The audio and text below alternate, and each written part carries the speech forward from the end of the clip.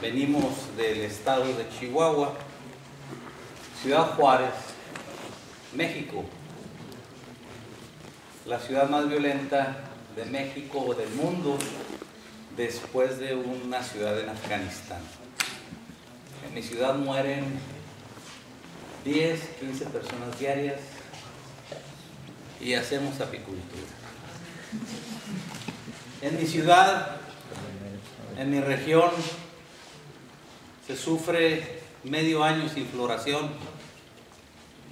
8 meses de sequía, 4 meses con poquita lluvia y hacemos apicultura. Hace 2 años y medio yo me quebré, tuve un accidente, mi pie me quedó aquí. Me dieron 5% de posibilidades de que mantuviera mi pierna. Y hacemos apicultura. Duré 14 meses encamado y no me rajo porque soy apicultor. Ustedes y la apicultura tenemos retos gigantescos como individuos y como profesionistas que tenemos que vencer. Y no son los retos de hoy ni de mañana, son los retos con los que viviremos junto con las abejas. Y tenemos que adaptarnos. Conversando con el director de Monsanto. ¿Quién sabe quién es Monsanto? Yo le digo Mondiablo. El semillero. Monsanto es, después de la NASA, la segunda industria que más científicos ocupa en el mundo. De a tiro nadie. Sus ganancias las miden por billones, ni siquiera por millones, ni siquiera por soles, billones de dólares, billones. Esos son los que reportan ellos. Y lo hacen con sacrificar nuestras abejas. Yo, platicando con esta gente, les decía, vamos a estar de acuerdo en estar en desacuerdo, para empezar. Ustedes se dedican a matar insectos, nosotros, apicultores, nos dedicamos a cuidarlos. ¿Son necesarios ustedes? Sí. Tan necesarios como somos nosotros. Desafortunadamente vivimos en un mundo, como apicultor lo digo, donde como apicultores tenemos que entender que la agroindustria tiene que desarrollarse para cumplir con los requisitos del mañana, con los requisitos del futuro, porque la humanidad crece, la población, y se tiene que producir más. Para producir más tienen que desmontar montes, selvas, destruir para plantar. Y nosotros, como apicultores, si fuéramos siniestros, si fuéramos cobardes, veríamos una industria que se acaba, que muere. Y pronto.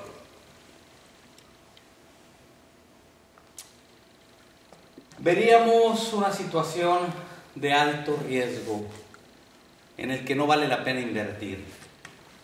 Desafortunadamente para nosotros, la apicultura corre en nuestras venas. Y el que no ha sido apicultor no lo entiende.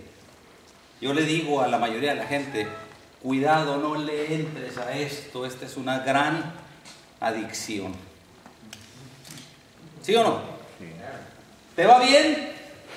Sí. ¿Y te va mal? Y le quitas a lo bueno para darle. Y se te mueren 500 colmenas, ¿y qué haces? Sigo para adelante. Y sigues. Sí. Como negocio en veces no es rentable. ¿O sí? ¿O soy el único que pierde? Yo perdí 400 colmenas hace unos cuantos años. Por menso, por eso lo perdí. No voy a echar la culpa a Bayer ni a Monsanto, fui yo, que no entendí los retos. Yo fui el menso. A mí no me las robaron, ni me las envenenaron. Yo por menso las dejé morir. ¿Por qué? Porque no entendí que la apicultura es un negocio. No entendí que es una ganadería. No entendí que como ganadero yo tengo que atenderlo. ¿Qué haces con tus borregos? ¿Los ves con hambre y no les das de comer? ¿Los ves con sed y no les das de tomar? Así queremos tratar nuestras abejas nosotros. Abandonando los cajones. En lugar de hacer transhumancia. Yo creo que en la transhumancia está la respuesta de la apicultura moderna. Si se los platico primero. La agricultura y la fruticultura, al igual que todas las agroindustrias, crecen y se modernizan para poder cumplir con las demandas productivas de una población cada día más crecientes. En Chihuahua tenemos los menonitas. Los menonitas, ¿saben quiénes son los menonitas? ¿Alguien? Los menonitas en el siglo XVIII llegaron de Alemania a Canadá buscando libertad religiosa. Después de eso llegan a Canadá, se les aflige con impuestos y llegan a Chihuahua, mi tierra natal. Y se les dio la tierra, se les vendió la tierra menos productiva, la más fea. Les dimos la basura. Y estos muchachos canijos, inteligentes y trabajadores, hicieron de esa zona no productiva la mejor zona que hay en el norte del país en producción. Desafortunadamente hay carteles en la frontera, hay carteles de droga. Por mi ciudad pasa el 80% de toda la droga que pasa a Estados Unidos, toda la coca, toda la marihuana, todo eso, lo que aquí deja tal vez ganancias para el agricultor, allá deja muertos. De mi barrio, 30 personas, 30 jóvenes que crecimos, soy el único que queda vivo. Todos murieron o se dedicaron al narcotráfico. ¿Por qué? Porque por ahí era el camino. Eso es lo que deja las nuevas industrias. ¿Sí? Entonces, los pobres alemanes que buscando libertad la encontraron, se encontraron con una nueva disyuntiva en su camino, que fue la delincuencia organizada. Llega la delincuencia organizada a los campos menonitas, prósperos, ricos, y les empieza a pedir cuota, nomás por existir. No te molesto si me das tanto. Eso se da mucho allá. Te piden cuota. Resulta que los menonitas se fueron al sur de México, a la zona de Chiapas. Y tengo un amigo menonita que me dijo: estoy exportando D9, Caterpillar D9. El Caterpillar D9 es el más grande que existe para desmontar. Le ponen un cable o una cadena de lado a lado entre dos y arrasan con la jungla. Y detrás de ellos vienen los tractores, y detrás de ellos vienen las combinadas y toda esa maquinaria que transforma las selvas en campos de soya y de maíz transgénico. ¿Sí? Es desafortunadamente para nosotros todos esos campos que antes la comunidad maya cultivaba, dejó de producir para ellos, porque en los transgénicos no se puede cosechar, porque la Unión Europea, que son a los que les vendemos la miel, no compran esa miel. Le detectan transgénico y no la quieren. ¿Y cómo es que lo detectan? A través del polen. Hacen ciencia sobre la miel y saben de dónde viene y de qué viene la miel. Se los digo porque es lo que viene para ustedes. Nosotros, como apicultores, le decía yo a Monsanto en México, tenemos que admitir que la tasa demográfica aumentará. Le decía, ustedes señores, tienen que entender que nosotros tenemos que existir. Y nosotros tenemos que llegar con ustedes a un acuerdo donde digamos, de esta raya no pasas. Y nosotros no pasamos de esta. Es la única manera que vamos a poder existir. Y una de las recomendaciones que yo quiero hacerles ahorita al gremio que está agrupando la federación es que si crecen y cuando crezcan, crezcan hacia lo orgánico, muchachos. Crezcan hacia lo orgánico. Va a haber zonas que los gobiernos van a tener que proteger simplemente por lógica existencial. Van a tener que mantener sanas, y ustedes y nosotros vamos a poder producir miel, y miel bien pagada. ¿Sí? Recomendación. La sobrepoblación ha causado que los sistemas productivos cada día más dependan de la deforestación y los monocultivos. En Los Ángeles, California, se ha estimado que si se dependiera de la capacidad del territorio ocupado para sostener una población, de acuerdo al agua ahí vertida por los sistemas de ríos y lluvias, la región solo se extendría 1 millón de habitantes, mas sin embargo ahí existen 18. En Los Ángeles, California, traen agua desde el río Sacramento al norte a 500, 600 millas de distancia para alimentar los valles donde está toda esa población. ¿Qué es lo que les estoy diciendo?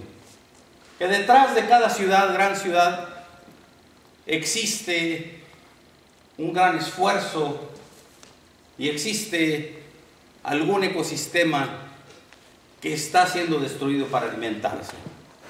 La gran población de Los Ángeles, altamente productiva, depende de la soya que se consume, se produce aquí y en mi país, para alimentar el ganado que alimenta esas áreas que no producen un solo grano de soya, para alimentar el ganado que se consume en cada uno de los platos en Beverly Hills y todos esos lugares famosos. Se destruyen todas estas selvas. Estamos siendo el granero de los chinos, japoneses. Estamos siendo los productores de los alimentos de los que ya acabaron con sus ecosistemas.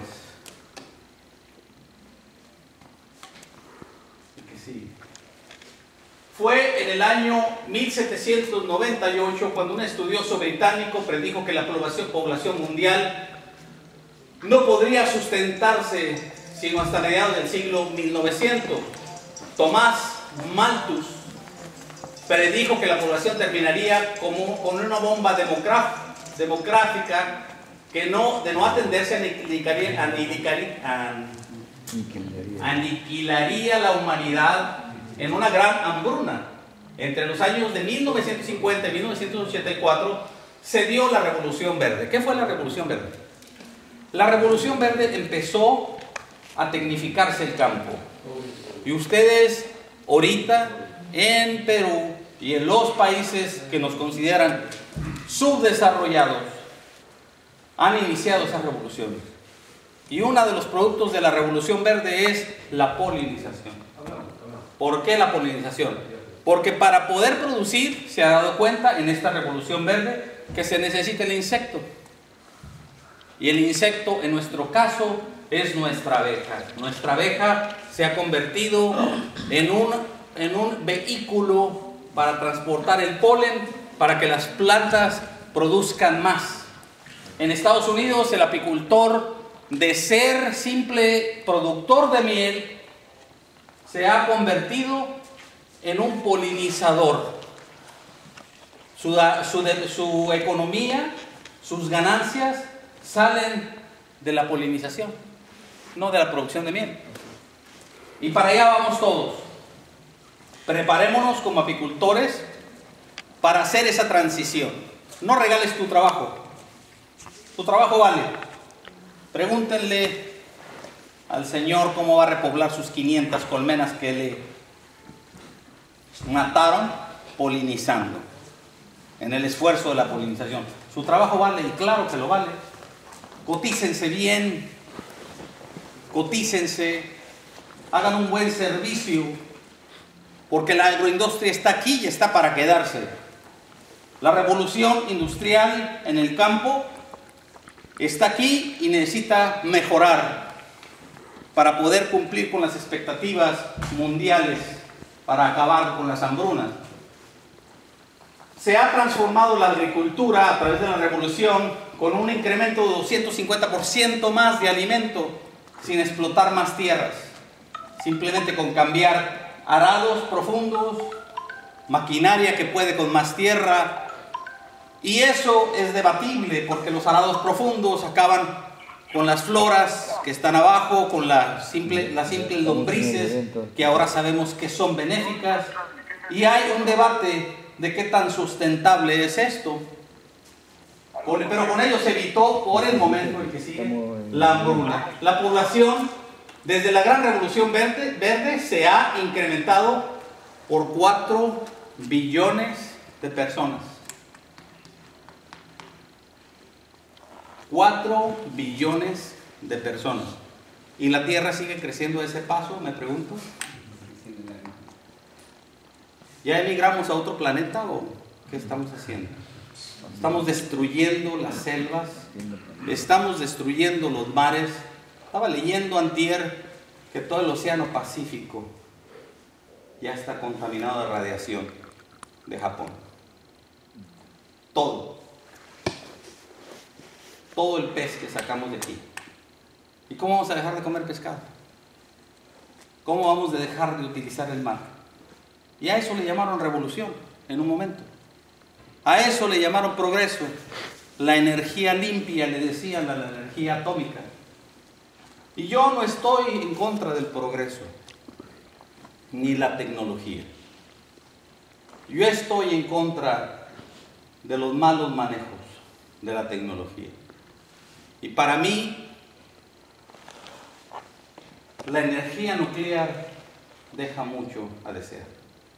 Y tenemos todo un océano ahorita que apenas vamos a entender que esa radiación está ahí y no se va a ir.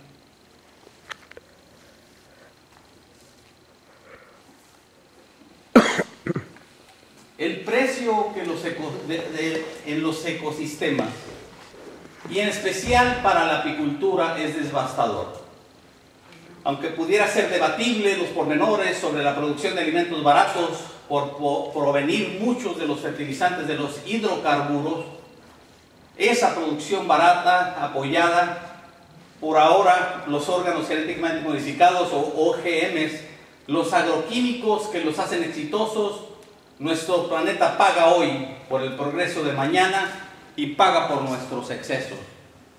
Sí es cierto, la semilla modificada ha causado una revolución. Sí es cierto, el maíz que no inventó Monsanto, ¿quién sabe cómo trabajan los genéticamente modificados? ¿Alguien sabe? Se los explico desde las palabras de un apicultor. Yo, Monsanto, me creo Dios. Y digo, necesito que este señor, en lugar de que tenga 2 brazos, que tenga 6 para que produzca más. Y que tenga la boca más grande para que coma más. Y que tenga menos panza para que no se parezca a Aurelio. ¿Sí? Y como yo tengo todos los científicos del mundo, lo diseño a como lo necesito, porque lo voy a diseñar sin cerebro para que sea mi esclavo. ¿Sí? A que no se le olvidan los días festivos y que tiene esposa y familia y trabaja. Eso es lo que han hecho con nuestras semillas. Se han metido creyéndose dioses y en el mapa esencial de nuestra existencia y de la existencia de los alimentos han quitado esto para que suceda esto, y ahora las plantas producen venenos que matan insectos. Ahora esas plantas son resistentes a otros venenos que ¿quién cree que nos las vende? El que nos vende la semilla. Y esas plantas requieren de menos mantenimiento. Pero esas mismas plantas matan nuestras abejas porque producen, ellos dicen que son repelentes lo que están produciendo, al estilo los neocotinoides, que son a base de la mecánica o cadena que hace el insecticida nuevo y de más trascendencia para nosotros, que es el neocotinoide, un insecticida muy barato. Ellos son los que los inventaron. Y junto con la semilla, y junto con todo esto, el herbicida que le echan a la semilla para que nada crezca no más que lo que está ahí, esa selección la hace ese herbicida. Ese herbicida es acumulativo, no desaparece de la tierra por años, y de aquí a que inicia el siguiente ciclo, el herbicida anterior sigue actuando y sigue acumulándose sobre la tierra, y en una lluvia se deslava, va a los ríos. ¿Y qué pasa en los ríos? Contamina, y regamos de ahí campos y matamos todo lo que no sea Monsanto. Es un esquema perfecto para un demonio que quiere dinero. Es un esquema perfecto que nos está aniquilando. Y nos preguntamos por qué se acaban las abejas. Está claro para mí, que no entiendo mucho, de poco y de poco sé menos. Si es claro para mí, lo debe ser claro para todos. Insisto, lo vuelvo a decir, el futuro de la apicultura, la transhumancia, el transportar nuestras colmenas a los lugares sanos, siguiendo floraciones, retirándonos de los campos, donde existen, como en los algodones y en todas esas cosas, donde existen los agroquímicos a granel. ¿Sí? Una vez llegamos nosotros a la laguna, una región de México, donde acaban de perder el 80-90% de todas las colmenas. Imagínense. Gente que tenía 1000, tenía 100. Gente que tenía 1500, le quedaron unas 150 colmenitas. Gente que tenía 600, le quedaron unas cuantas. Y todos ellos estaban derritiendo la cera. ¿A dónde va esa cera?, le pregunté a uno de ellos. Se la va a vender a fulano para que la maquile. Y esa maquila se va directamente a apicultores que no lo saben. Envenena la recomiendo. ¿Sí? Los agroquímicos se acumulan en la cera, en tu misma cera. No los puedes sacar de ahí. Les pregunto, después nos dimos cuenta que había habido una plaga de pulgón, y ese pulgón había sido atacado con un montón de químicos, y acabaron con el pulgón, pero también acabaron con las abejas. Ahora les pregunto a ustedes, ¿esa cera estampada que salió de esa cera recuperada es buena? ¿Cuántas colmenas estará matando por ahí? ¿Y a ustedes creen que le importó al productor de esa cera analizar las cosas? Yo escribí Cera, el asesino silencioso, un artículo sobre esto. Y me escribió la persona que estaba comprando toda esa cera y estaba estampando esa cera. Te equivocas, Aurelio. No será la primera persona que me dice eso. Y tal vez la primera persona no será que tiene razón. Me equivoco muchas veces. Soy humano. ¿Sí? Así como ustedes. El que sigue. Las repercusiones o efectos de las OGMs aún no están del todo evaluados. En mayo de 2008 pudimos ver cómo el crecimiento, que siendo estable desde los 1800, fue severamente probado por el incremento del precio de los hidrocarburos. ¿Por qué menciono el hidrocarburo? Porque la mayoría de los agroquímicos provienen de los agroquímicos, del petróleo. ¿De dónde viene esto? El poliéster. ¿De dónde viene la mezclilla? Parte de la mezclilla. ¿De dónde viene la suela de tus zapatos? Si sube el petróleo,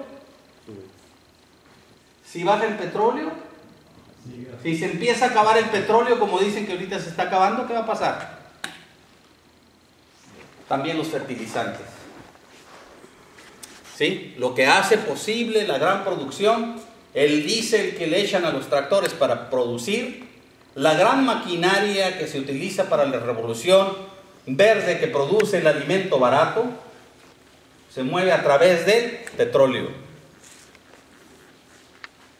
Un catedrático de economía, de la ecología de la Universidad de Cornell dice que la capacidad agrícola sustentable de Estados Unidos es de 200 millones de personas, pero su población llegó a más de 300 millones para el 2015. ¿De dónde sacan alimento para los demás? Por eso, ¿qué siembran ustedes aquí para los gringos? Piensen. Un chorro de cosas, ¿no? Entre Chile y Argentina, y producen todo lo que no se puede producir en Estados Unidos en el invierno, todas las verduras, porque allá está invertida la situación. El verano allá para ustedes es una zona que no se produce, un tiempo que no se produce.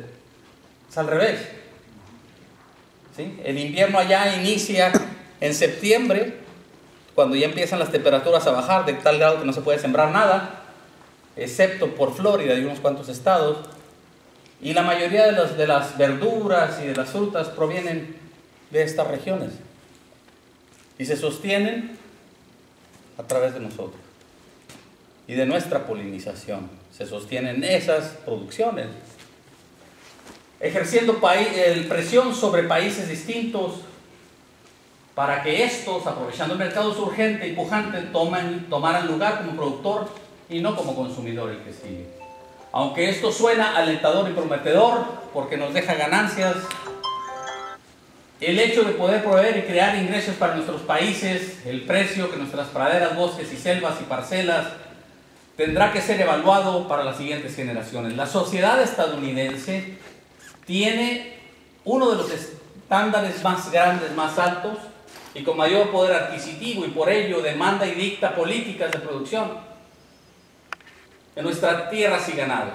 Pero en el 2009 un científico del Reino Unido, un profesor, John Beddington, lanzó una advertencia y alerta: con las reservas energéticas cada día más bajas, la comida más escasa, estaremos llegando a una tormenta perfecta de falta de comida y energía para el 2030.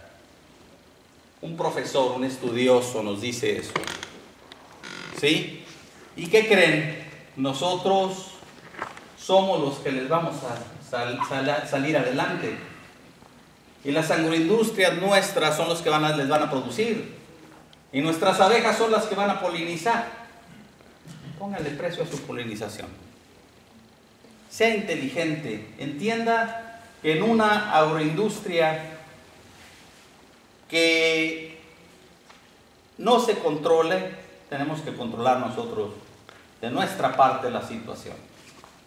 Una agroindustria que te envenene las abejas, ¿sí? Tú tienes que buscar nuevos campos, como lo hizo tu papá, como los tenemos que hacer nosotros, para salir de esto. ¿Qué es? Una servilleta. Sí, tenemos que entender que la agroindustria está aquí y está para quedarse. Los Monsantos y todos los Bayer y todos esos son necesarios para que la población no caiga ¿qué? En una hambruna. Y lo último que van a pensar es en las abejas. Van a andar como en China, polinizando con una pluma, flor en flor. Así le hacen, porque ya no hay abejas. Han sido tan efectivos en su agroindustria en ciertas regiones que han acabado con todos los insectos, incluyendo las abejas. A Mao Zedong se le ocurrió un día ver un gorrión, y esta es una anécdota verdadera. Se le ocurre ver un gorrión que estaba comiendo arroz, y le dijo un científico: calcúlame cuántos arroces se come ese animal. Y le calcularon, no me acuerdo el número, que un gorrión comía tantos gramos, y le dijeron, y luego preguntó cuántos gorriones hay en China, y le dijeron cuántas toneladas perdemos de arroz, dijo, y le dijeron Y dijeron, maten los gorriones. En un año se estaban muriendo de hambre. Tuvieron que importar todo el arroz. Porque se llenaron de insectos. Lo que el idiota no sabía, perdón, lo que el Señor no sabía, es que los gorriones comen arroz cuando hay arroz. Pero la mayoría de las veces que comen y controlan. Así Monsanto nos está tratando de idiotas. Y nuestras naciones y nuestros pueblos y nuestra sociedad mundial, no estoy hablando de un país en particular, estamos hablando de la economía mundial. Y están destruyendo las abejas. Tienes tú que entender que hay polen, por ejemplo, del algodón, que produce en sí veneno, porque ¿se acuerdan del diseño de los 6 brazos? Está diseñado para matar. Metemos en veces abejas al algodón. Ahora, el algodón era muy productivo allá donde yo era, de donde soy. Y metieron el modificado y empezaron a morirse todas las abejas. ¿Y a quién le ha pasado eso en el algodón? Es la nueva semilla. La híbrida que le dicen, pero es Monsanto. Antes era eran 3 variedades principales del algodón: el pima, el egipcio y ¿el qué? El primero de los. Esos son de los nuevos, ¿no? Tanguis. Esos eran los algodones que nutrían nuestras abejas y nos daban mucha miel. ¿Y ahora qué pasa? Que las matan. ¿Sí? Nosotros estamos a punto de sacar todas nuestras abejas de las zonas donde siembran. Este año ya hacemos la transición. Ya me voy yo de la zona industrializada. Así me cueste 2 horas más de distancia. No importa. Tenemos que ser inteligentes ahora. Tenemos que acoplarnos a los nuevos tiempos. ¿El que sigue? De acuerdo a la FAO, United Nations Food and Agricultural Organization, el mundo tendrá que producir un 70% más comida para el 2050. Solo así podrá alimentarse los 2.5 billones de personas extras que se espera tener para entonces. La sobrepoblación está causando un deterioro más allá de lo comprensible, más allá de lo esperado, mucho más allá de lo admisible. Tanto la contaminación, la deforestación, el calentamiento global, el mar elevándose por el deshielo de los polos y la sobrepoblación ha creado una enorme y triste tragedia en el mundo apícola. Se predice, escuchen esto, que para el año 2050 los océanos tendrán más kilos de plástico que pescados.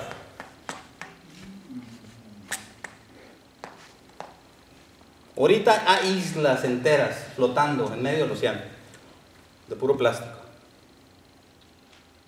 Por un efecto físico, los cuerpos se unen en el océano y los plásticos han decidido congregarse en medio del océano Pacífico.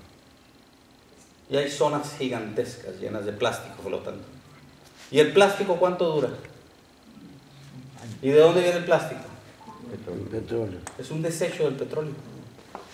Tenían que encontrarle una salida y por eso nos venden plástico. Porque hay fibras que pueden existir, como el algodón, que son biodegradables, pero ¿qué hacían con esa basura?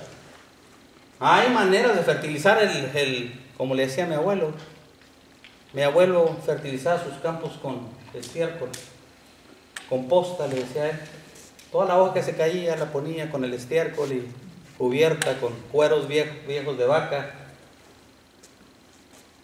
y todo el guano de las aves. Y cuando salía la primavera siguiente empezaba a repartir su composta en sus plantas. Ese era el estiércol, el fertilizante de mi abuelo. Pero como las petroleras necesitan desechar sus productos y darle un comercio a todo, se han producido fertilizantes baratísimos que provienen de los hidrocarburos. Y a nosotros se nos ha olvidado cómo plantar con decencia y respeto la tierra.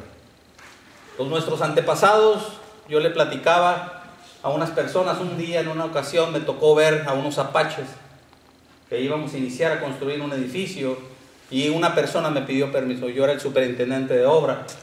Me dijo, ¿me permites hacer necesito hacer más bien una plegaria antes de iniciar la construcción? Le dije, sí, con mucho gusto. Y él, con una ceremonia en lengua nativa, empezaron entre él y varios a hacer una ceremonia. Y le dije, ¿qué es lo que está repitiendo? Le estoy diciendo a la Madre Tierra, perdóname porque te voy a herir. Perdóname porque te voy a quitar tus frutos. Te prometo plantar algo bueno por el daño que te estoy haciendo. Esa era nuestra cultura, de ahí venimos. Señores, de ahí venimos. Ustedes, con raíces incas, eran los maestros de respeto hacia la cultura del agua. Eran ustedes quienes nos enseñaron a cultivar y a cosechar agua y a transportarla con inteligencia. ¿Sí o no? ¿Me equivoco o estoy hablando con otro grupo de incas? Por favor, si yo los estudio desde que era un niño. ¿Sí o no? Y verdad que ya se nos olvidó. ¿Cuántos han plantado un árbol de ustedes? ¿Ah? Pero ¿cuántos han cosechado de ese mismo árbol? ¿Cuántos de ustedes plantan semillas de flores? Levanten la mano. No sean cobardes, de seguro que ni uno. El apicultor debe aprender a darle a la tierra y tener el respeto, si no religioso, de perdida de moral, y caminar en la tierra plantando. Planta una amistad, planta con cariño, planta una flor, planta un árbol, porque el futuro nos lo va a exigir, el futuro nos lo va a reclamar. ¿Qué sigue?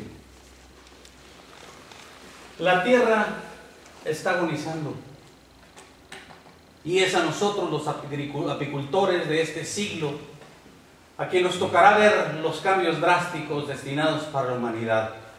La población seguirá creciendo y con ello los monocultivos, la producción de verduras y frutas seguirá siendo motivo de seguridad nacional para todas las naciones, mas no así nuestras abejas. Es ineludible e indispensable llegar a métodos que nos permitan participar en la producción alimenticia, pero sin afectar colmenas y nuestras abejas. Por más difícil que se escuche, la realidad de lo que nos espera es inevitable. Como apicultor, escúchame. No puedes ir a los montes a cosechar lo que no sembraste sin pagar un precio. ¿Sí? Sé como aquellos amigos apaches míos que decían, permítenos, Madre Tierra, romper tu lomo, así decía una de las partes. ¿Sí?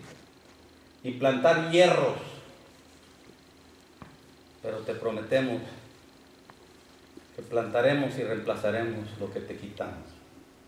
Y ellos mismos regresaron y plantaron una grande arboleda alrededor de ese edificio. Hemos sembrado hierros, hemos sembrado concretos y cosechamos piedras, y queremos que la naturaleza nos siga dando como nos dio anteriormente. Y le echamos la culpa a todos. No producimos porque Monsanto, Mondemonio y quién sabe quién, y hasta el Monseñor le echamos la culpa. Señores incas, acabo de estar en Lima hace unos días, entrando a la gran catedral, a la opulente catedral. El primer altar que vi fue el que le hicimos al gran conquistador, al que nos vino a destruir. adornado con el oro que fundió de nuestros ancestros. El que se les cayó del barco, yo creo. Las migajas que les permitieron quedarse aquí. Y caminé toda la catedral pensando en cuántos indígenas habrían muerto, labrando todo eso, cambiando una religión de destrucción. Y yo soy cristiano, no me malinterpreten, por favor. Aleluya. Cambiando una religión que destruye, que no respeta, por una que tenían nuestros ancestros de perdóname, Madre Tierra. No me equivoco. Estoy hablando con otros incas, con los que yo conozco. Respeto a nuestra tierra. Señores incas, esa conquista destruyó un imperio, Atahualpa. Y la nueva revolución que viene más feroz. Y no trae una espada, trae tractores y minas. Y esos no van a dejar ni siquiera una catedral de vestigio. Dios me lo bendiga. Pues.